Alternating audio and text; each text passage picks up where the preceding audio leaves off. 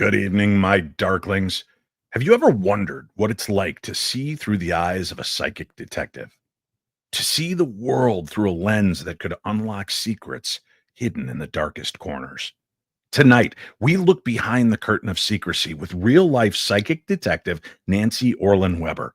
She's been the key to cracking cases that seemed unsolvable, using her extraordinary gifts to uncover the truth in ways you'd never expect.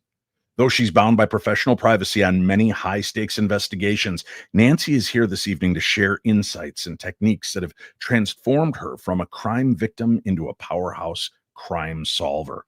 So get ready, Darklings, because we're stepping into the extraordinary right here on the very best in paranormal talk radio. I'm Dave Schrader, and this is my Paranormal 60. I'm not gonna stand here and listen to this baloney. You won't float. He doesn't stand for baloney.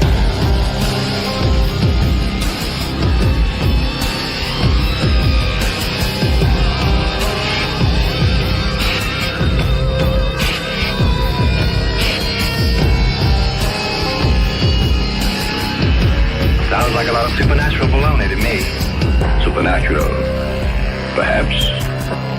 Baloney, perhaps not. Well, good evening, Darklings. Welcome back to another edition of the Paranormal 60.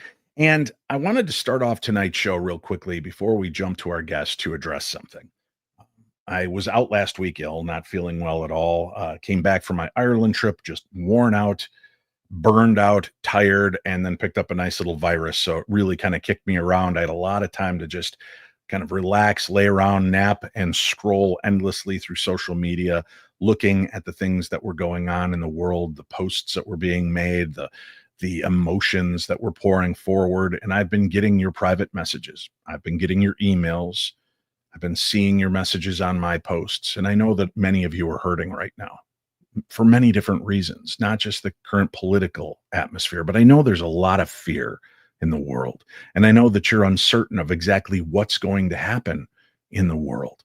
And that can be a very traumatic thing, living on the precipice of fear and anxiety of what could be or might be. All I can tell you right now is that we just have to live for the moment, for right here, right now, to stand as a light in the darkness, that we can only do what we can do right now. And I know that's tough because we want to plan, we want to be ready, we want to set ourselves. But the one thing that we do know is that this world is uncertain, as are our leaders and the people around the world. What we think might happen doesn't. Something different occurs. It's hard to be ready for these things. And when you're not, you feel like you've failed, like you've let yourself down or the people around you. You're human. We're all human. And right now, there is an empathetic wave washing over the planet. There are wars on many different sides. There is political derision within our own country. There is all of this anxiety and angst, and you're feeling it. And it's okay to feel that. It doesn't mean you're broken. It doesn't mean that you've got a problem. But you're heightened. You're sensitive to what's going on in the world around you. And a lot of the emotions that you're feeling may not even be yours. They may be that of your neighbors, your children, your friends, your neighbors, your coworkers. And you're just picking up on the tsunami wave that's striking us right now. And I don't want that to wash you away, somebody else's feelings, somebody else's emotions. It's hard enough dealing with our own life, keeping ourselves grounded. And I know that there has been a tragic wave of suicides that have taken place lately. More people uncertain and standing in that same precipice over the chasm of what to do next. Many of you have reached out to me in email form or private message. My heart aches for you because I don't know the words to say, except for stay strong, stay with me. Because the darkness only wins when we put out the light. And as long as we continue to burn and show kindness and concern and empathy, we will make our way through the darkness. That's been the course of human nature for millions of years, and it will continue to be. So instead of worrying about what comes next, let's worry about the here and now and what we can do to make today better.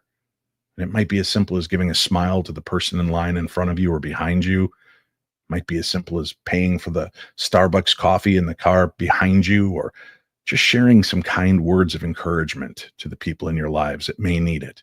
Even though they may seem strong and unbreakable and unwavering, sometimes just going up and offering them a hug, unspoken, but just a sign of love. That may be what it's needed. So be kind to yourself.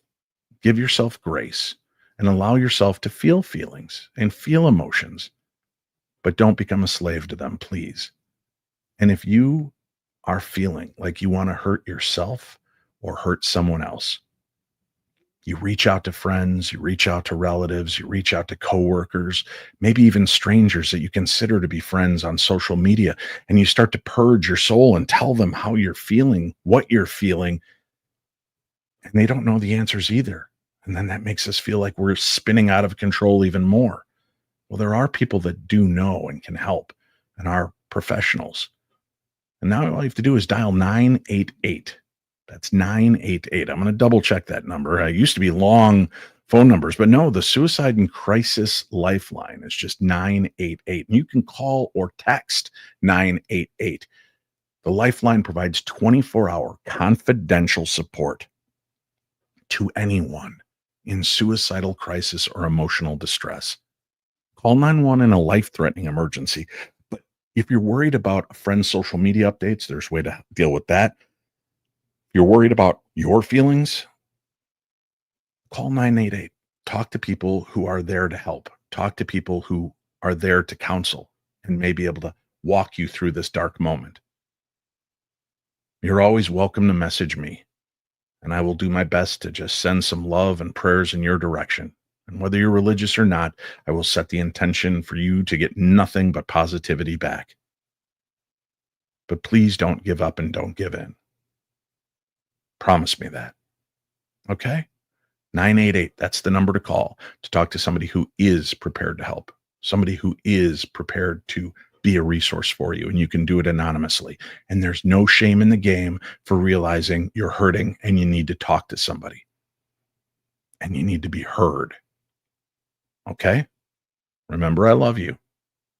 We're all in this together. Okay? 988, that's the number now. It's that simple. And I'm sorry for those of you listening around the world. There are phone numbers in your countries, and there are places that you can find and resources, and you might feel embarrassed making that call. Don't. The true strength is knowing that when you're down, you can reach up your hand and get help. And there is help to be offered. Okay? All right. Let's begin. Got an interesting show lined up for you tonight. I love when we can talk to somebody who has a unique perspective and look on life, somebody who's out there helping and doing things to change the world. And our guest not only is a psychic detective, but she's a teacher. She's an animal communicator, and she is with us for the next hour. And we're going to talk with her, and I'm sure we'll be having her back in the future. So ladies and gentlemen, please help me welcome to the Paranormal 60 for her first visit, Reverend Nancy Orlen Weber. Nancy, thank you so much for being here tonight. I first have to say I'm blown away by listening to you. Oh, you are incredible. Thank you. Thank you. You have summed up everything so well and shared so much truth for everybody. And you covered it all. This is amazing. I'm listening to you and I'm going, would you collaborate on my next book? I love what you say. That's fantastic. Thank you. Truly, thank you. You touched the heart of everyone. Wow. Thank you. Hi. And this is, I think what really attracted to me your story, of course, is the fact that this is not somebody who's just picking up on vibes. They saw something on TV. You've come from a life and have experienced your own hardships. And been through things that might have broken others or made others quit, but instead you've stepped up and you've continued to find a way through the light. And I thought that was an important element to share, especially in today's environment around the world. So let's introduce you to our audience and give us a little background. I mean, you are a victim of crime and you've gone on to help solve crimes and make a great difference in the world. And I applaud you for that. But take us back to your own story and how that began. Wow. I think I have to say first, I'm from Brooklyn originally, so that tells you a lot about my energy. We learn either feisty or don't thrive. Right. You know? And early on, I wanted to be a ballet dancer. So I studied ballet and toe until my parents decided you could not. The next thing I wanted to do was med school, and they said, no, you can't go for pre-med. You'll be married too soon. I said, I'm never marrying. So I went into nursing to get out fast and then go do whatever I wanted. And it was in nursing, oddly enough, that I found that the gifts I had been born with, we'll call them psychic gifts. Psychic, by the way, I have to correct. The real word comes from the Greek root meaning soul. Shikaiko. And the translation into English instead of soul was psychic. So I do soul work.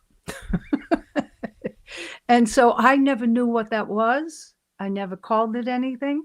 Growing up, I knew things again and again. I knew the moment to the minute when my sister would give birth to her second child, what it would weigh.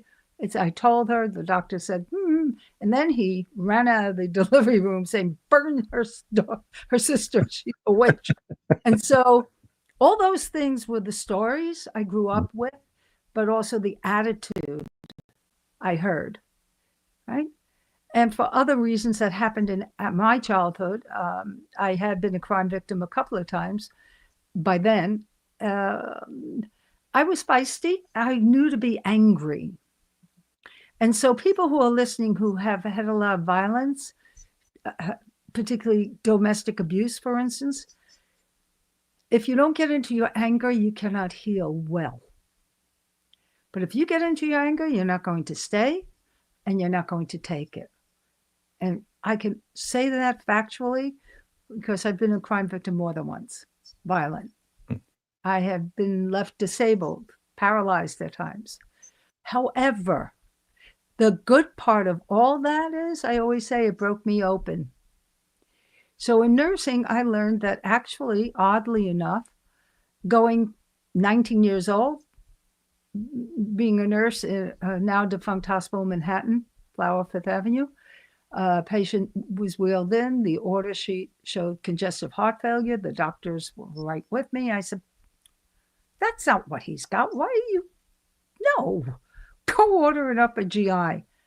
And he just looked at me. And I thought, Nancy, I'm shy. But I'm never shy when I want to help. And that's one of the key things I learned, that if you are hesitant to stand up for yourself, think of the other people who have to listen to that person or have the violence heaped on them too. Stand up.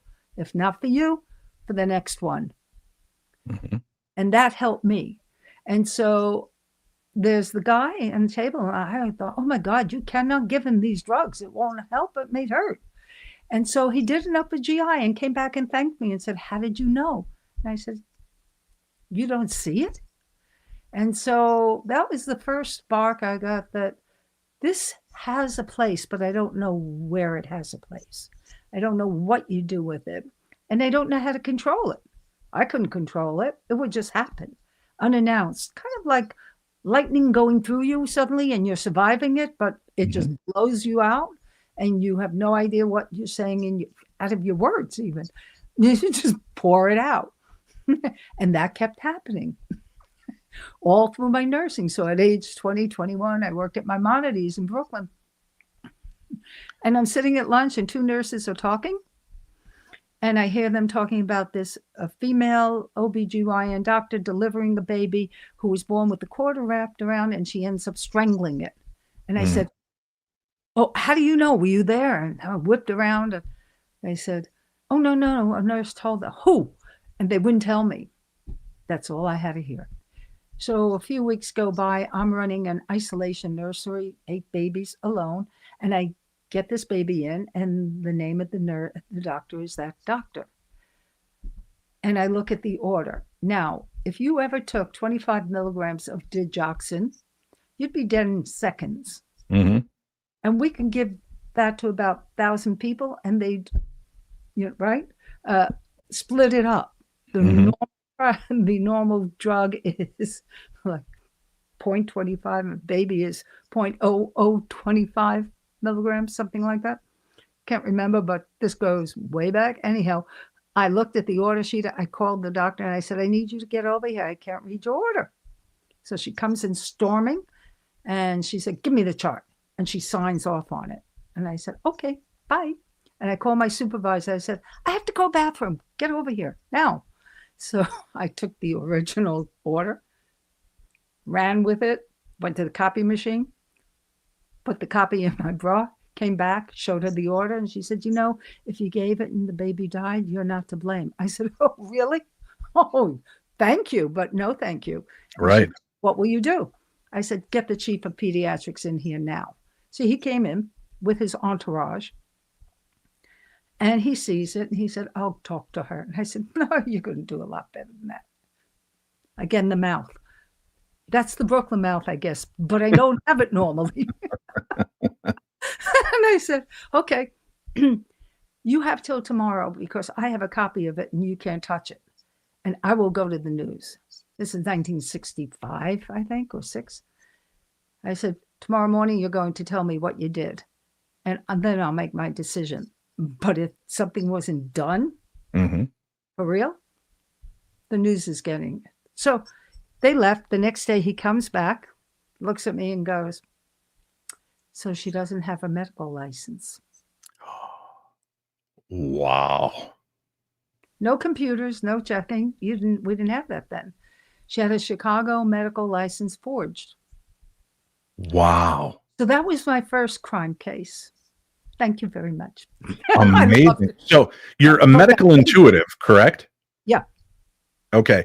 Explain for listeners what that really means and entails, if you would, because I'm not sure I fully understand the declaration of what a medical intuitive is. Me too. Okay.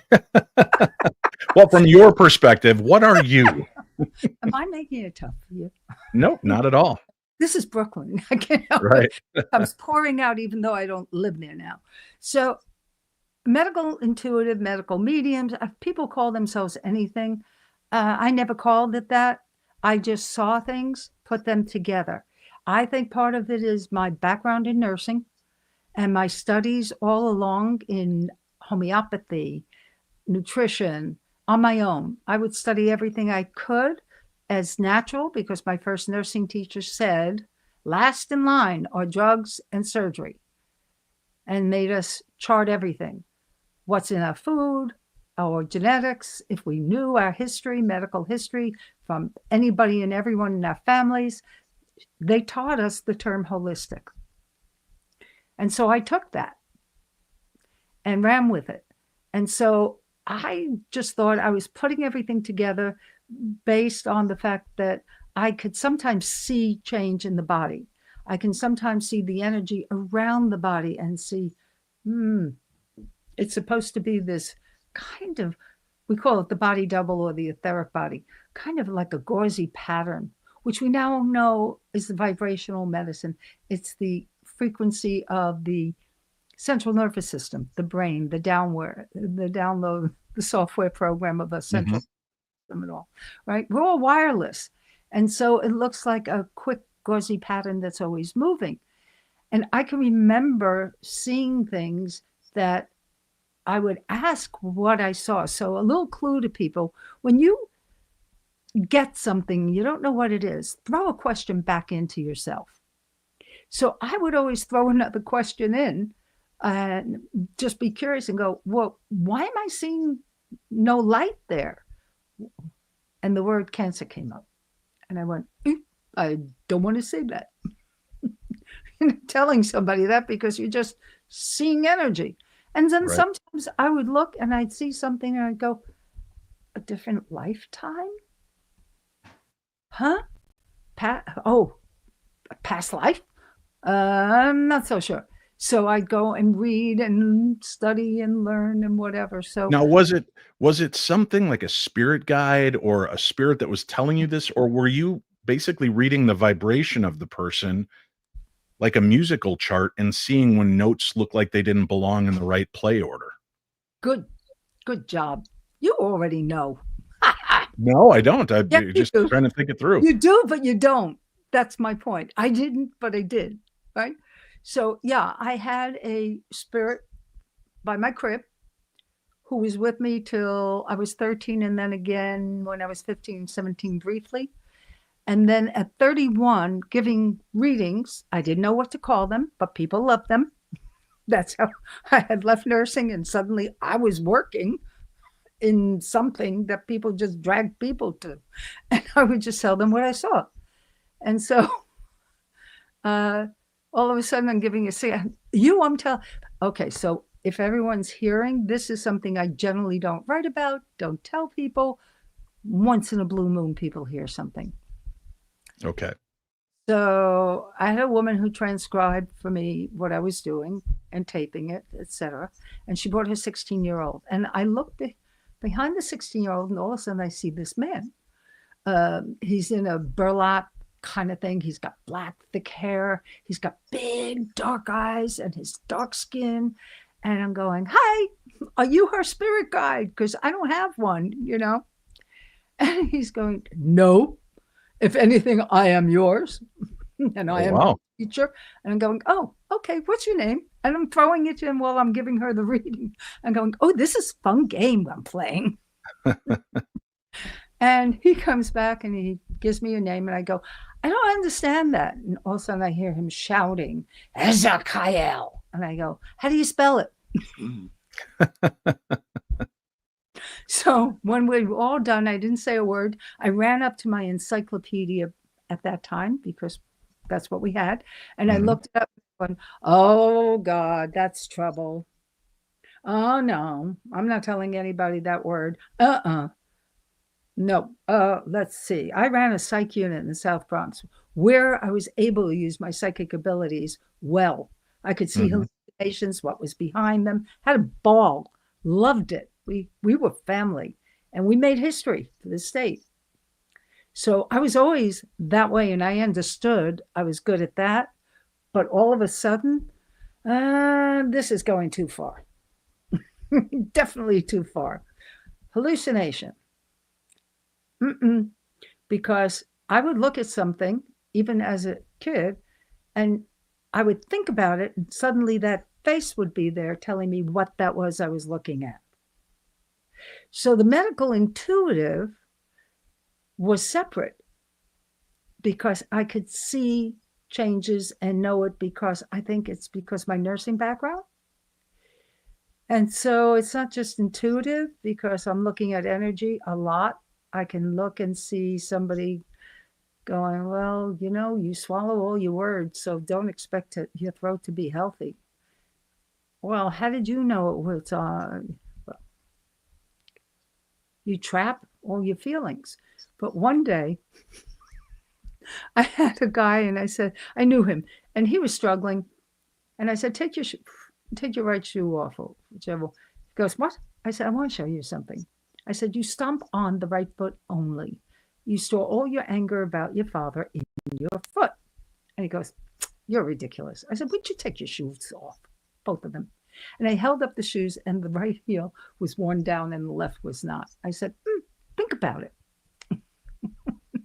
And so for me, I don't know what medical intuitive or medical medium or Carolyn Miss does. And I never read anybody else's. I always go inside and just get what I get and then struggle with it because I think the struggle helps. It defines where I want to go next moment about that. If I don't struggle with it, I don't get curious about it, kind of drop it. I'm not somebody who drops anything. No. I leave that to my husband. He drops a lot of things on the floor. Did I say that out loud? Hearing you talk about it, it's interesting because I've met with some homeopathic doctors and nurses. I don't know what the proper terminology for them is, but we'll just call them practitioners through the years about things. And uh, they've talked about how I don't necessarily have to know what's wrong with you because the medicine tells me what it needs or what it can do for you.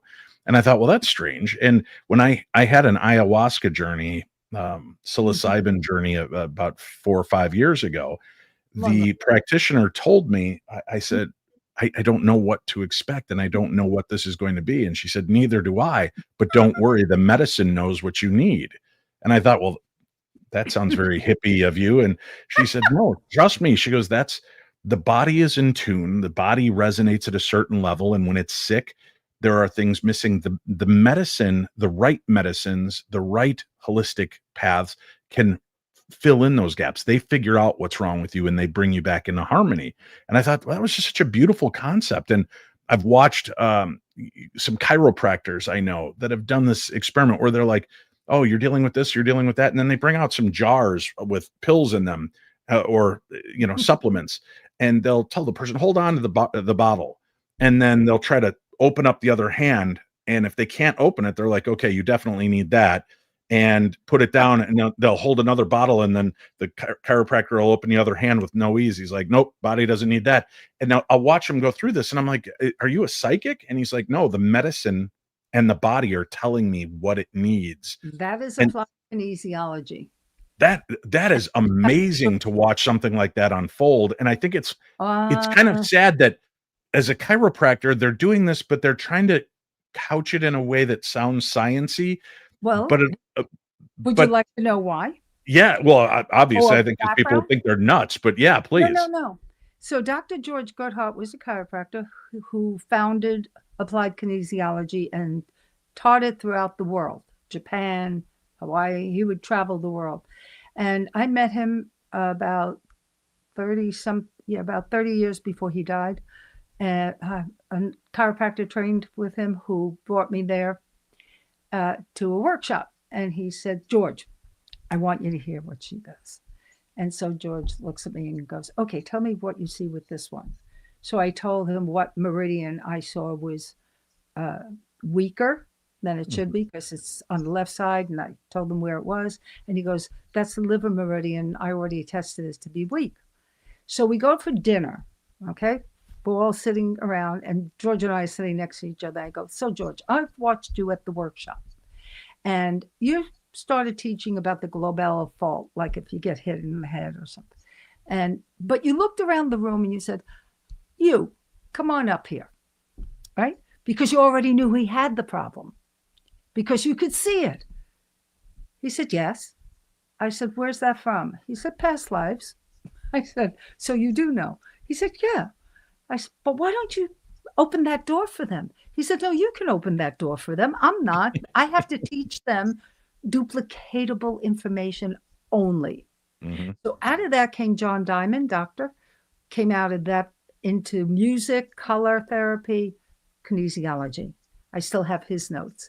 I was always invited to any workshop for free and to teach on essential oils, which are what we call nature's energy. And for me, it's the pivotal point between matter and the other side. And so we know the intelligence except for synthetics. There's no intelligence in synthetics, but everything that has had life in it in any way has an intelligence built in, which is why the essence homeopathy, it knows what to do. It is everything because we're not just wireless, right? The word energy means what? Everywhere throughout the universe and beyond that, Googleplex and infinity and whatever. Stephen Hawkins would go brain jam. Right. Right. And I'd go, oh, long before you. Right. Yeah. So when I look at all that, I go, well, yeah, everything has life. And so life knows how to perpetuate life. It's instinctual. And if we listen to it, we know what to do, what to stop doing, what to take, what not to take, what works for us, what doesn't work for us. Sure. And kinesiology has been spread everywhere. Diplomats in applied kinesiology are much more detailed about it, but the intuition makes for the blend between the right and the left hemisphere of the brain. So if you only have your intuition working, and here's a thought for people who are great at intuiting for everybody else, but not for them, not for yourself. I was there, so I know. Not new for me. But what you learn is if you're going to have that for others, you have to take care of yourself so you could feel your own intuition, which is the instinct to survive. Which means for me, write. W-R-I-T-E, whether you like it or not. It will imprint to your brain 85% stronger than anything else by writing down what you think intuitive is. So a little way of doing things is take 3 items that were given to you, not yours, but that you can reach those people who gave them to you. And just sit quietly with those one at a time and write down anything you're thinking while you're holding it. Don't even, no centering, no nothing, just do it. And then find a way to ask them nicely and say, I was holding, remember what you gave me? And it was funny. I was thinking, guess what? Sometimes it's literal wavelength that you are picking up and sometimes not. So you go back and you check. And you do that often enough, you're building a program inside that I'll know when I'm intuitive for me. I love that. I love that concept. And, you're right. I think about as a kid, just reading something and praying to God I would remember it for the test the next day. But if I sat down and I wrote the things that I knew and I wrote the things that I learned, it ingrained it in me in a new way. And hearing you talk about your medical intuitive nature, I can see how once you start to tune into these things, becoming a psychic detective seems like a natural fit, right? Because you were doing the same thing. You were detecting things in a resonance, in a vibrational way. You were detecting the medical inaccuracies or medical issues that were taking place. So dealing with crimes and the stories that surround them, that's an interesting element. I want to touch on that, though. We're going to have to take a break, but you mentioned working in a psych ward, not only seeing the things that they were dealing with, but seeing their hallucinations. I've got to guess that can make being a psychic detective hard as well, because if some people that are criminals are seeing things a certain way, how do you start to delineate between their imaginative experience and the reality of what was taking place? So let's chat about that when we come back. Our guest is Nancy Orlen Weber. She is the author of The Life of a Psychic Detective, and she has another great book called Soul Detective: How to Solve the Inner Mystery of You. And because I love you all, there is a link for Nancy's website on today's program guide and a link to her books that you'll find in our Paranormal 60 Amazon bookshop. And you'll be able to go in and pick them up there and read. And remember, don't just read, rate, and review. When you get done reading those books, rate and review them for the authors, because it goes a long way to help them out. We're going to take just a quick break. We will come back. We've got more to discuss right after this. Did you know that radio just got a little extraterrestrial? That's right, Dave Schrader is back on radio with the Paranormal 360 every Sunday evening, 7 to 9 p.m. Central on WCCO AM 830, an Odyssey station.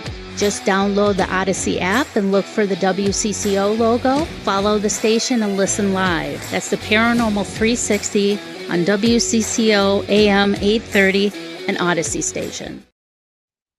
Hey, good news, folks. We're working on an app. We're going to have a Paranormal 60 app available very soon, and you'll be able to find all of the shows on the Paranormal 60 network. And we'll also have a link there in the app so that you can listen to the Paranormal 360 and be able to take all of our programs on the road with you wherever you go. All right, we're back. Our guest this evening is Nancy Orlen Weber. We're having an amazing conversation. Again, she's written many different books. Tonight, we're dabbling into the life of a psychic detective and her book, Soul Detective, How to Solve the Inner Mystery of You. And before the break, we were talking about your medical intuitive nature, the things that you were going on, even the fact that you had a crime and an issue that you were able to discern when you were a nurse and picking up on these things. And that to me is so powerful. Being a man that's been surrounded by nurses most of my life. My mom was a nurse, her friends, it seems like I would say half of the people I come into contact with at paranormal conferences, or at least resonate with, are nurses, and how many of them are intuitive, and how many doctors lean on the nurses because the nurses are there, boots on the ground, working these cases, helping. And most nurses are more in tune with what's going on with a person than a doctor is. And I know that's hard for the doctor's ego in a lot of ways, but good doctors, like the ones my mom worked with, would lean into the nurses at Shriners Children's Hospital and say, what are you getting? What are you're working with this person every day. What are you picking up? And then they were able to take that with what they know and the scientific principles, and sometimes figure the problems out much more effectively. So that's interesting to me. Now, you said that you worked on a psych ward.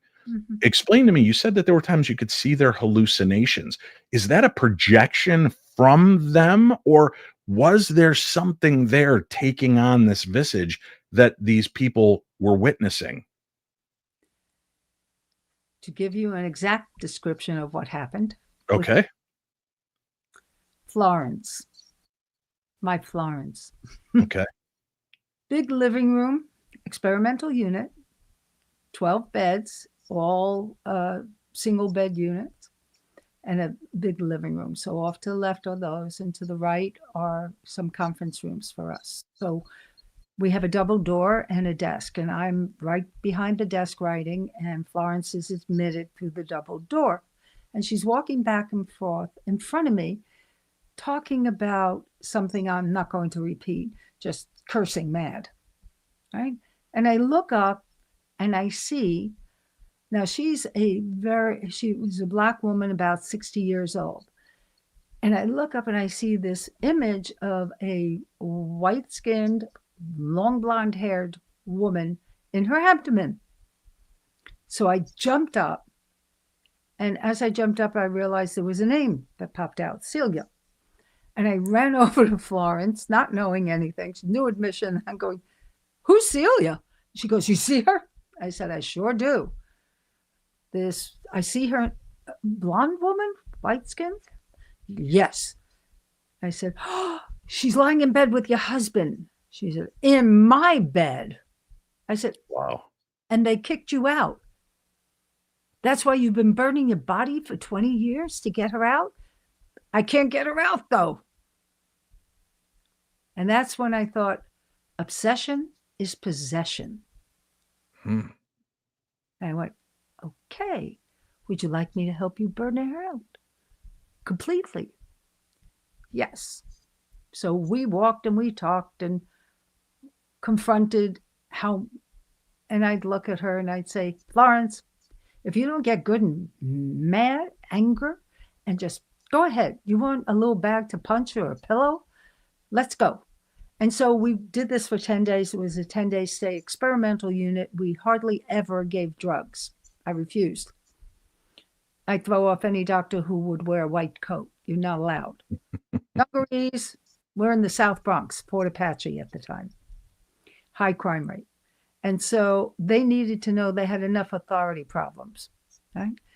When I took her home 10 days later, she was far better. And I looked around and I saw little statues of saints, I guess. And I thought, you're very religious. Oh, yes, yes. I said, is Celia still there? She said, just a little bit. I said, should I get rid of her for good? And so my heritage is Judaism, although culturally. Nobody practiced except my grandmother. But my grandmother was my best friend. And she broke every rule in the religious body out of unconditional love of me. Wouldn't matter. And so she taught me what unconditional love was. And I said, hey, Bubby, you'll get it. So I put my hand on Florence and I prayed in the name of the Father, the Son, and the Holy Spirit. And in the name of Christ, you are healed. And she looked at me, Florence, and she goes, it's done. I said, okay, we'll be checking on you anyhow every week for the next year. And we did. And she was fine. And so that was one of many. But those were pivotal moments for me where I thought, there is a big purpose to knowing these things. Mhm. Wow, you can break a psychosis 20 years. And so somebody who was a catatonic nonverbal was in Brooklyn, Bronx State, I think, for 18 years or so. And so they shifted him over to us for 10 days because everybody heard of our unit by then. And he sat opposite me. I was the next person up, talking to him in the living room, about 5 feet apart. And I watched him move his hands a lot. Like, you know, they were just busy. And I thought, well, maybe he talks through his hands like a musician would talk through an instrument, right? So I started doing the same thing with my hands. I said, listen, hands, figure out what he's doing and Right. answer him, will you? And so 5 minutes go by and he goes, my name's John. What's yours? I said, Nancy. He said, hi, Nancy. I said, hi, John. And a guy, one of my staff is walking by and going, he's talking. I'm going, shut up. And John goes, shut up. And that just started the whole conversation. So what happened, we also had other things happen where I predicted a fire 24 hours before we even had the patients in who set the fire. Wow. After that, the unit was closed for a month. And I was offered the top post in psychiatric research for the state of New York by the director of psychiatry in New York State. I worked with him, and that's when I said, no, thank you. But my ex-husband, who had almost killed me years before, I knew he was a physician who did split brain research, and I knew neurologists who needed help psychiatrically too. And I had the director, and I said, no, but Gil needs a job. So why don't you take him? He'd like to do psychiatric research. And he ended up doing very good psychiatric research for his own issues and getting grants. So it worked out well. And I left and became a full-time psychic. Wow. I laugh at it. It's like, really? you said something, the obsession becomes possession. And I find that really powerful in many different ways, specifically speaking. So I'd mentioned earlier my ayahuasca journey, right? Psilocybin, ayahuasca.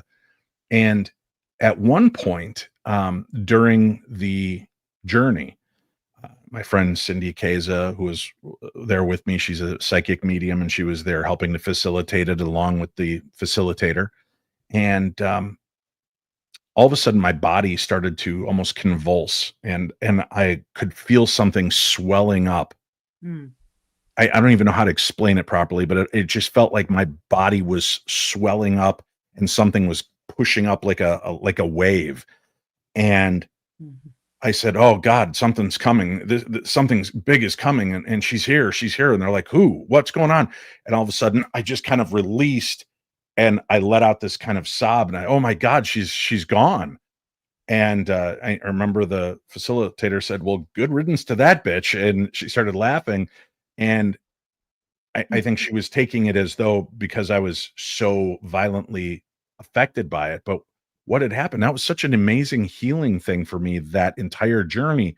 My friend had been murdered 20 some years ago. And I've always maintained this guilt over it and had buried it, feeling like I could have done more to help. I should have been there to help. And it was so cathartic to release, but there was also this really strange feeling of, and pardon my French, holy shit, I've been holding on to her that hard.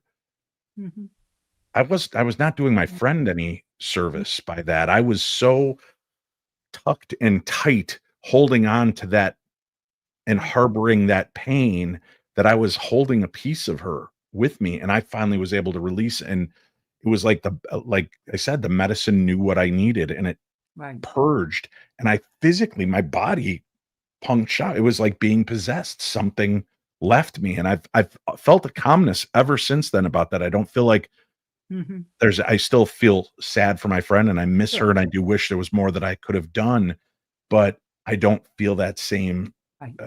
feeling anymore. But that's really powerful to me. And I wonder, as we sit here talking, right? So Mm. we're coming up on the uh, anniversary of my mother's passing Mm. on the 16th.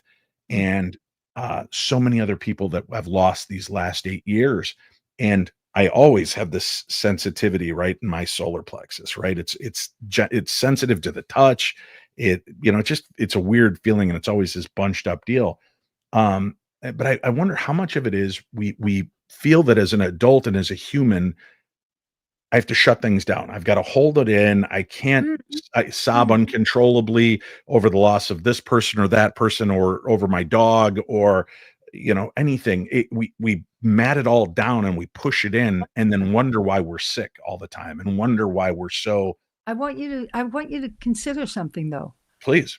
Um, the god, one of the gods, and I think Hindu, Ganesh. Mhm. Okay, in that image, the belt around his solar plexus goes up to the heart chakra Mhm. because the will has to be directed by the heart. And you're not letting the heart direct the will. So if you stay conscious of that,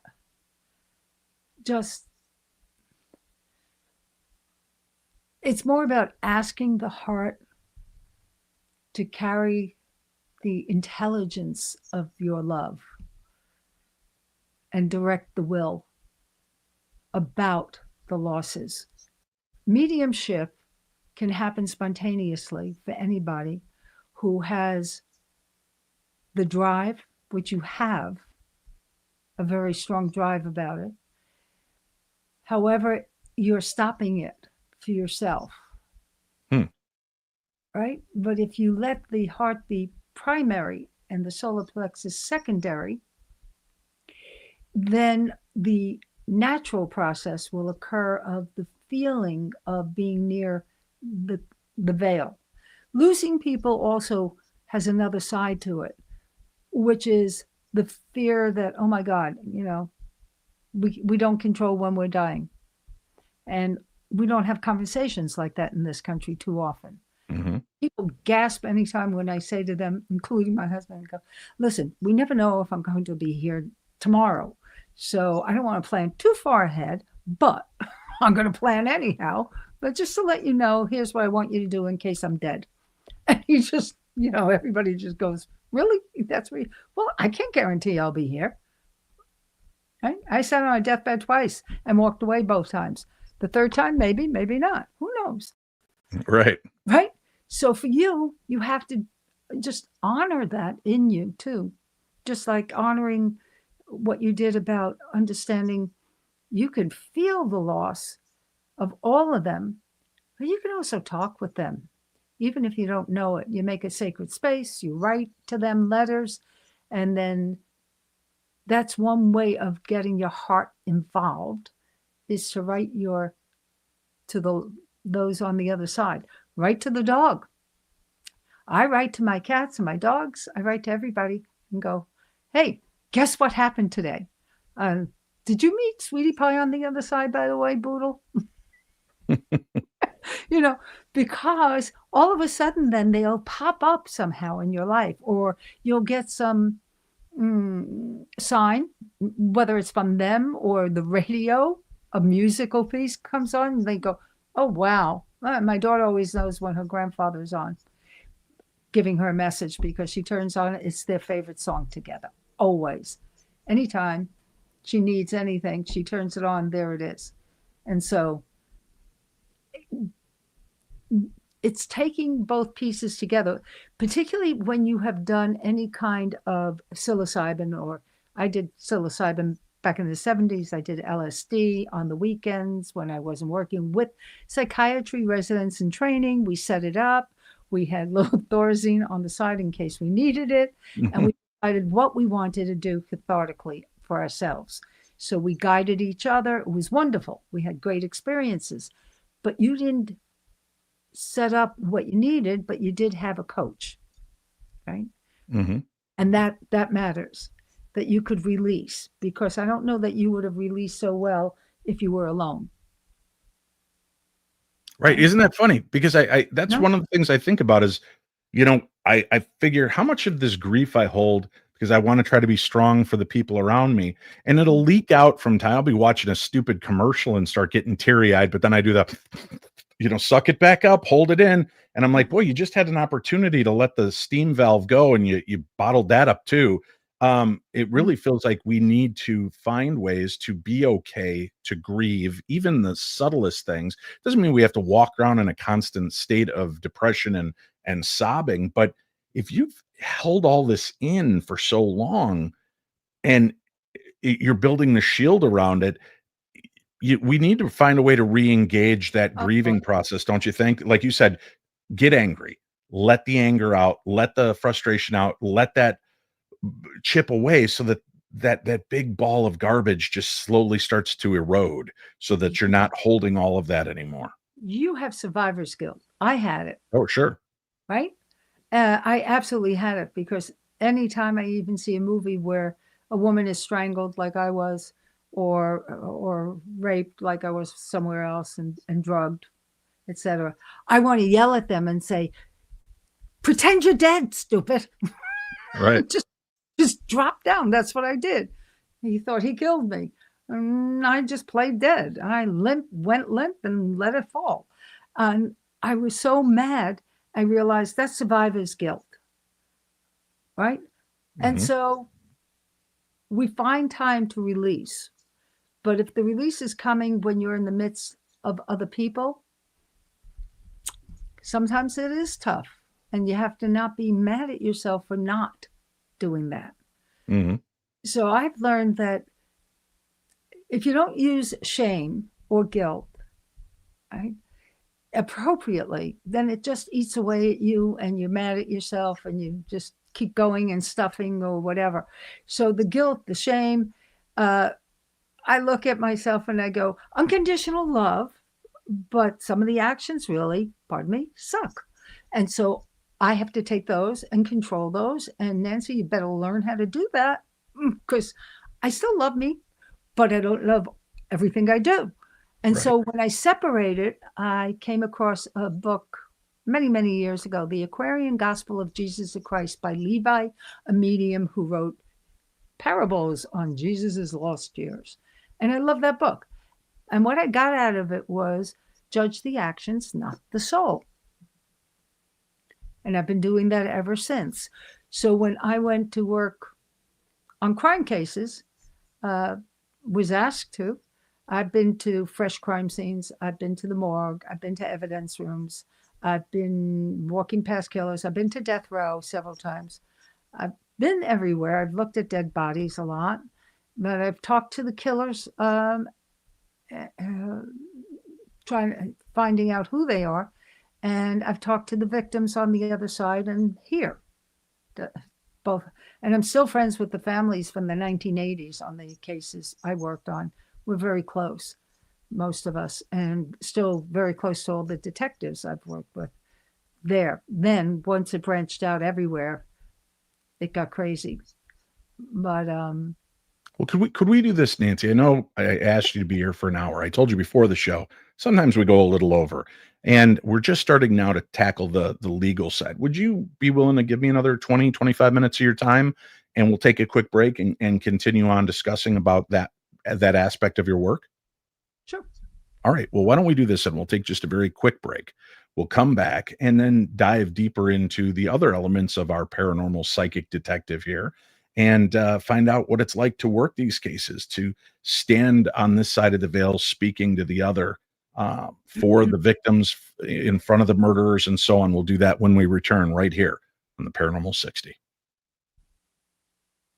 Oh, my little darklings. Theater of the Mind, Tales from the Darkness is out, and it's available right now. And I would love for you to pick up a copy of my brand new book. You can get it on Amazon wherever you live in this great, big, wonderful world of ours. Or if you'd like to get an autographed copy and you live here in the United States, go to paranormal60.com. We have the standard copy, non-autographed, just $20. Signed copy, only $30. And not only do we have this book, but we have my other book, The Other Side. And right now I'm running a special. If you pick up both books, you can get both books for $40, both signed. Both will be shipped in one package for one price. So go check out all the information at paranormal60.com. The Other Side, a teen's guide to ghost hunting and the paranormal, which is a guide on ghost hunting and the paranormal. Or you can get Theater of the Mind, Tales from the Darkness, real life encounters with the supernatural. And not only are they some of my all-time favorite stories from you, but there's a few of my favorite stories that have happened to me in the book as well. So go check it out, paranormal60.com, to order your copies, or you can buy copies wherever you are in the world that are unsigned at amazon.com. And I'll ask you this. Many of you have supported me in buying this book already. If you could just take 30 seconds to rate and review this book on Goodreads or on amazon.com, I would greatly appreciate it, because the more we get of good ratings and reviews, the more they expose this book to a wider, bigger audience. So I would appreciate that as a personal favor to me, your pal, Dave Schrader. All right, we're back. This is the Paranormal 60. We've got Nancy Orlen Weber, our guest. Again, her books, The Life of a Psychic Detective and Soul Detective, How to Solve the Inner Mystery of You. We have links for the books and links for Nancy on today's program guide. So whether you're watching us live now on YouTube or streaming us on one of the different social media sites, you'll be able to see that information in today's detailed account of the program. For those of you listening after the fact, you'll find it in the program guide as well. Before the break, Nancy started to touch base on the concepts of her work with law enforcement and helping to solve cases and the things that she's had to do. Can you start real quickly, introduce us? How did you make a move from being a nurse and medical intuitive to suddenly weighing in on law issues and crimes? How did that jump happen for you? I guess I was always curious. And there were a couple of instances when I lived in Peekskill, New York in the 70s. I moved in 79 to New Jersey. I worked a few of them with classes I did, not with police, but just because it was on everybody's mind, Son of Sam and a few others. And I wrote them down and checked them out and thought, well, that's interesting. I pick up information and good. Mm-hmm. But that was it. I always liked Nancy Drew, right? Right. So when I moved, my son was 4 years old and he was taking karate. So right down the road from where we bought a house was a karate school. So I signed him up. And apparently some people wrote about me as an animal communicator, and it made the front page of the town newspaper. And the woman who was the teacher, I didn't know she was the first female police officer in the town. I didn't know she was a police officer, but she had read the article. And after class, she pulled me aside. She said, I have a question for you. You're a psychic, huh? I said, yeah. She said, we had a rape. And she couldn't get the next word out because I said, he looks kind of like a farmer kid, a narrow face and probably in his 20s and freckles and kind of orangey hair. Would you mind talking to my chief of detectives? I said, no, that's fine. Well, I didn't hear back, but next week I go to karate school and this guy is standing against the wall and goes, psst, like Ernie in Sesame Street. Hey, right. And I go over to him. He introduces himself as Detective Ross English and said, would you repeat what you said? So I told him. He said, may I come over with my partner and talk? I said, sure. So he comes across. My house is like a quarter of a mile from the police station. So they sit in my office with me, and we're about 4 or 5 feet apart. And they said, we have a problem with your description. I said, what's the problem? And they said, well, we have 2 men answering that. And I said, no, you don't. And I stood up and again, that's Brooklyn, comes out, and I limp across and then sit down. And they looked at me and they said, how did you know one of them had a bad limp? I said, it's easy. I became him. And again, my healthy mind is going, what the hell is going on here? And Right. the other part of me is saying, you love psychology and psychiatry. Relax. You're okay. So they went back and he fully confessed. Wow. He had murdered her. I didn't hear the next part. I just heard rape and it was there, but he had raped and murdered the woman. Because I saw a stone, and I told them I saw him taking a stone to her head. So that started it off, and Ross was eager to rope me in on every unsolved case in the history of the town, which we did together. And then one New Year's Eve, I was working with them locally mostly. And then I think it was January 1st or so, I called his office and said, get over here now. And he said, tell me over the phone. I said, no, that's the whole issue. Get over here. He said, how did you know? I said, would you get over here? So he comes over and he looks at me and he said, what do you know? I said, there was somebody was spying and put a gadget under the desk of the chief. They said, we just found it. I said, I know. He said, can we talk with you? I said, of course, you know that. So the entire, the top people in the law enforcement there came in, and they had 29 photos of the 29 police officers trying to connect what happened, right? Somebody was listening into everything, right? And so I picked one immediately, and I said, dirty as they come. Matter of fact, he wants to blow up the town, particularly the police station. And they said, tell us more. I said, well, he's stealing evidence from the evidence room. And his friend who works in another town bought this piece, because I'm holding the piece they gave me. And I said, it happened to be September 11th, but in the 1980s. Right. I said, in Radio Shack in Morristown.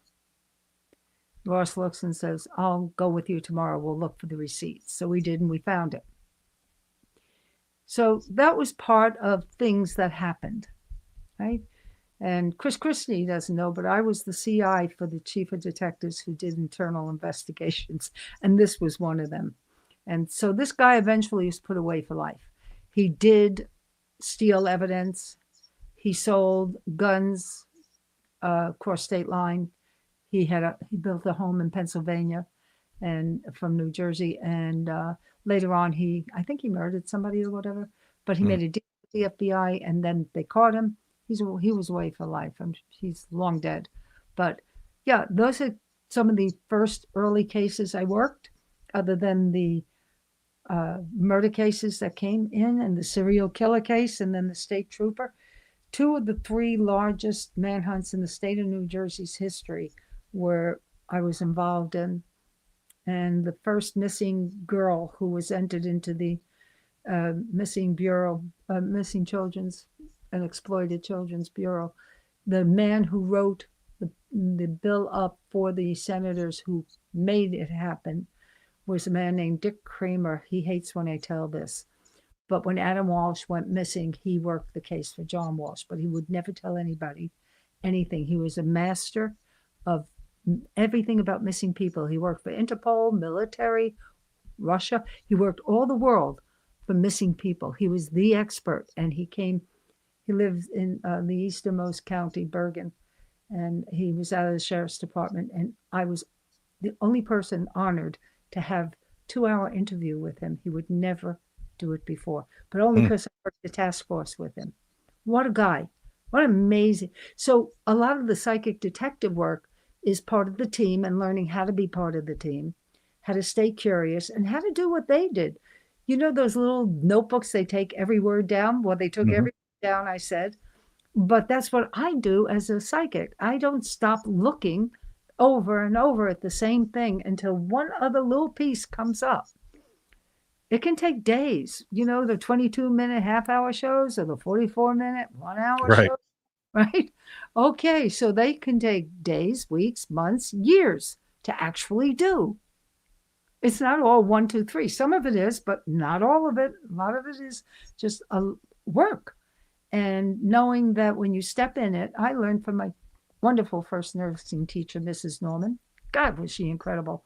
She said, put all your troubles in a bag, or your ego, or whatever, right? Whatever you're carrying, you shouldn't be carrying, and go do the work, and then pick it up. And I've been doing that ever since. So when somebody says, I'm far too sensitive to do work like that, I laugh and go, and I'm not. Sure. Now, I was going to ask that. I mean, to go from being a nurse who's bringing healing and helping to suddenly hands-on crimes and cold case and seeing into the dark heart of humanity, how do you stay resilient and not let that weigh you down? The whole world can weigh you down if you let it. All you have to do is look at it and say, since cave days, it's been crazy, right? So I get that.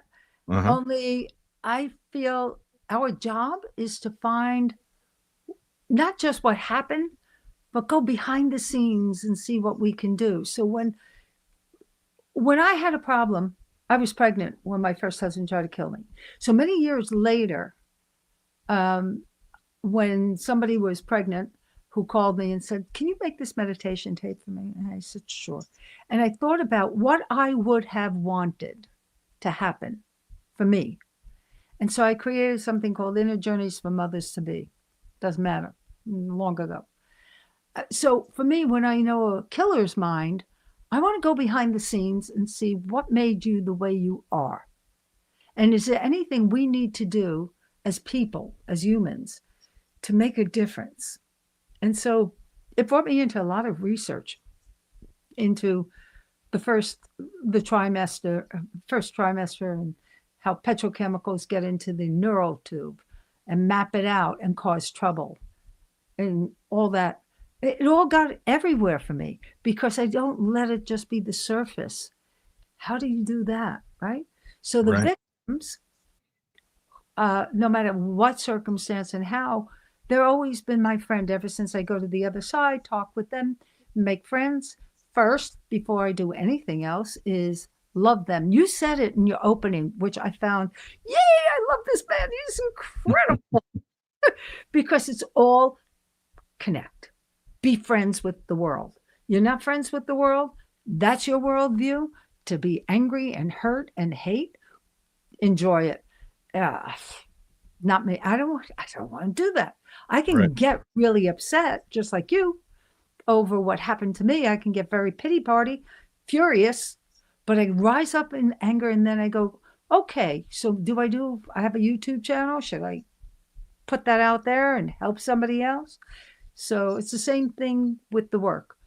Super, super sensitive. Oh my God, ridiculously so.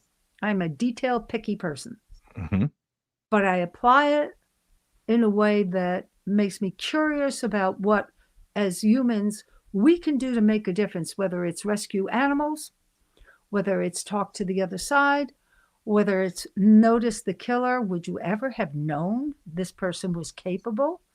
And so there was a case that kind of explains a little bit of it, where a guy was, I think he was 19 or 20, something like that. He was fired from a gas station. And every day, 3 girls would walk home from school. They were 17 or so. And one of them was lovely and beautiful. And one day she gets off a bus from school alone and she's missing. I get involved in the case. Okay. And I'm right about what happened and who did it. I named the person, and where the evidence is collected and all the rest. But that's the work I was doing.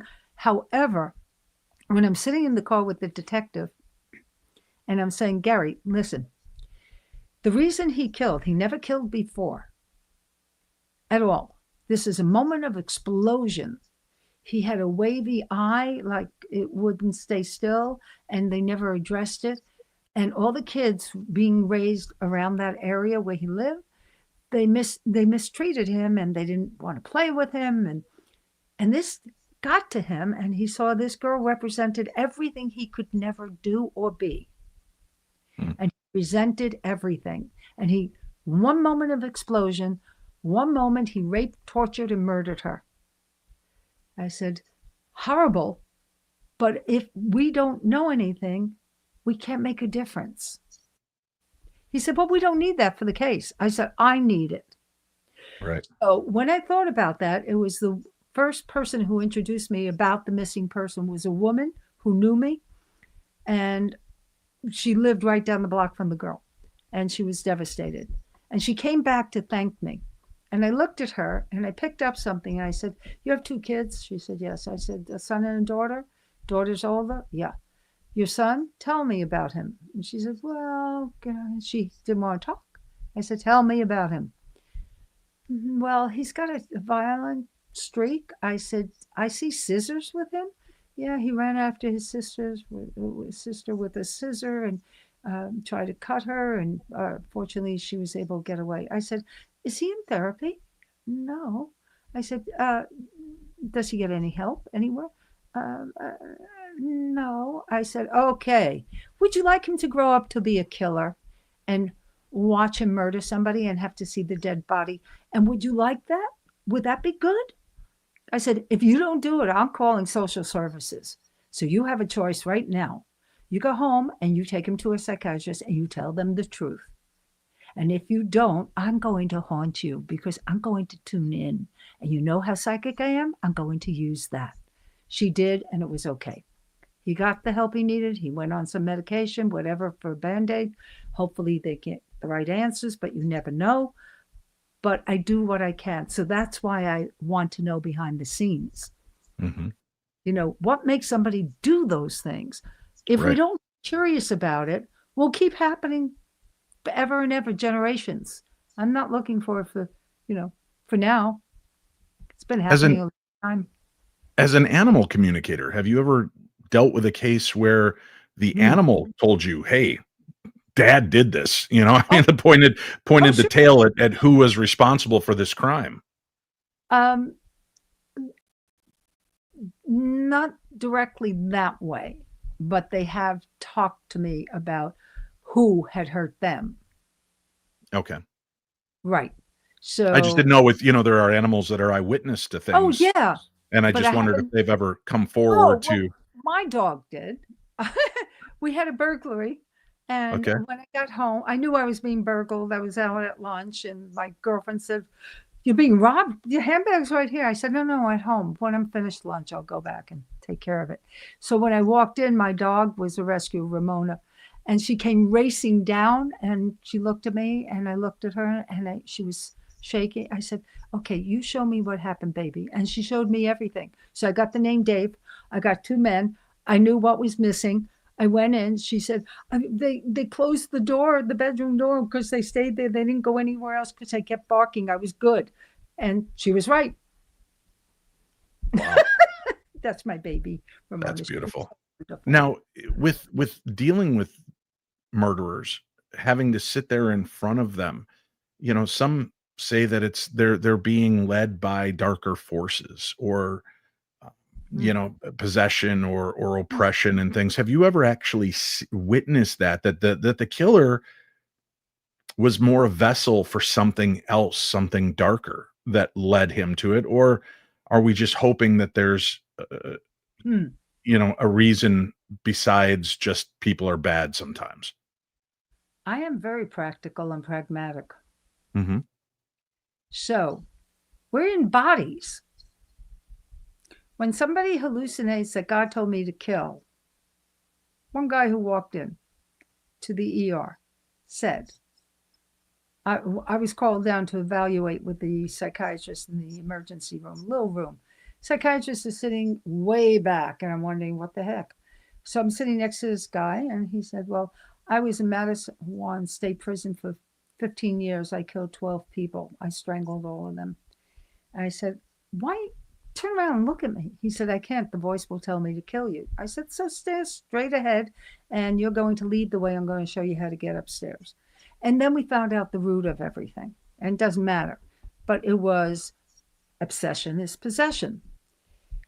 Schizophrenia. I've worked, so the medical intuitive and the holistic combined. Ricky was a woman who tried multiple suicide attempts.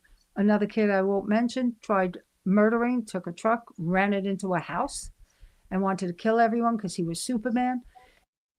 Those to me are mental conditions. Mental means brain and nervous system, glitches all over the place, and genetics, and sometimes the drugs they're on, sometimes the medication. You're in a body. And so I've done a lot of research on that over the years. And to me, you can't separate it. If you talk dark and light, yeah, I get that, but it can't happen without permission. Right. And some people that feel victimized start to accept darkness because they feel strength in that, right? Because they feel that empowers them. And if they embrace, and they're the first to lash out, so they're giving the permission to that dark side to flourish and grow within them. Absolutely.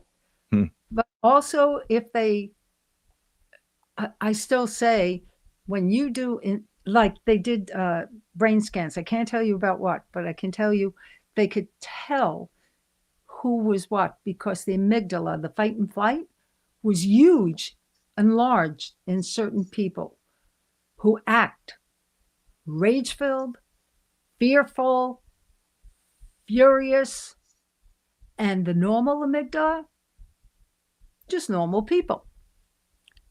So you have proof that on the physical form, the energetic fields are not operating normally in the form. You can say that. Say the dark, is the absence of the light, because if all you see is bitterness, all you see is hate, or you are creating the dark. You're creating it. As somebody said, Margaret Friedel Flavel, who was the woman who Elizabeth Kubler-Ross read the book Witness from Beyond, which was Margaret was a medium from the UK who brought over a lot of parapsychology here. I knew her, and back in the 70s, and she was incredible. And she said, my dear, she said, you own your brain. Don't let anybody else enter into it if you don't want them to. She said, it's your form, it's your body, it's your brain. It's yours. When you don't own it all, and that's also self-care, you can. The Greeks said it in ancient times, body, mind, spirit. You don't separate them. How do you separate them? So the disconnect, to the degree somebody's disconnected, that's a hitman. I've met two. I sent one to the police station, furious at him for thinking he should get a reading. Moron. I said, so a hitman came to you for a reading. Did you let him know you knew what was coming through? Yeah. So, well, he came with his girlfriend and accompanying her. And so I was reading her, and then I said, you need to walk out of the room. Just go over there. Go close the door. And I looked at him and I said, you can't be joking that you're here. What, are you so stupid? I said, you're going across the street to the police. You know I work with them. You know I have a badge. You can't be dumber than dumb. Go confess now. He did. Wow. I know. I have no idea why. I never know. I just go, oh my God, you are crazy. I don't know who's crazier, Nancy, you or them. Nancy, there are many people that claim to work with the police and claim to help with cases, or at least get police on the right pathway. Yeah. The question I have, though, is when I've spoken to some of them off the record, and, again, I won't identify who I've spoken to or what, some of the things that I always find confusing is if you're called to this and the spirits are seeking this help, why does it always seem to be a game of like telephone and charades? If Dave Schrader did it in the library with the lead pipe, why doesn't the ghost of, Mrs. Plum just tell you, Nancy, Dave Schrader lead pipe the library? Why is it always too much time? So why are these other mediums not getting that then? Are they maybe holding themselves back? Or I I know don't that's hard for you to know. answer because No, you're no, not no. them, but Hold on. Wait a minute. There's a rhythm between oneself and what's good for the whole situation. Mhm. And we're chosen to do this, not chosen to do that. So George Duca was a captain in the case I had mentioned about the kid who killed, and we became buddies. But he's driving with me, and we're going someplace I can't remember. And he says to me, "I have another murder case while we're at it. Do you mind taking a look at it?" And so he gave me the names. So I got quiet, and then I went, "Nope, don't have a thing. I'm not meant to do that one." So my point is, we're meant to do what we're meant to do, whatever it is, whether it's call the police and say what you have and hang up, or be mocked, or whatever. We are, we're informed, but we're souls learning how to live on a four square Right. dimension. And by doing that, we have to understand that we're not alone, and we get to do things. If our frequency goes for the highest good, then up comes the channeling automatically. And if it's not, then it's not. But I always think it's the rhythm of the universe, and that knows better than me what to do. Are Right? these spirits staying here to give you that information, or have they crossed over and coming back to give the details or the That information that you seek? really depends on how soon it's connecting. So most of them that I connected with then were right away. And when I'm called into a crime scene, it's right away. And then I can get everything because they can show me what they know.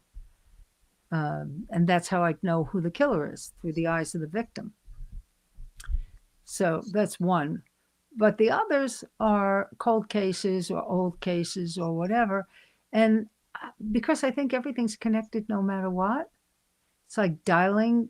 Well, I wouldn't dial because I don't remember anybody's number anymore. But just, hey, Siri, call so and so. Thanks. Okay. But that's what I mean. It's really calling the universe, calling in the light. Do you ever And watch TV and you notice a news story in Minneapolis or mm, Oregon, and a case comes up and you immediately get information and download? I refuse. Okay. So it's got to be something that they bring to I you. only. Okay. Then I know I'm supposed to be part of it. I've had people call me about all the famous ones. Oh, you have to help out. And one so mad that you're not doing it. And I go, I have had taken 7 oaths in my life. Police academy, nursing. I can't tell you all the oaths. Federal, not going there. I've taken 7 oaths. Minister. What I have learned is what's my job is my job, and what it isn't.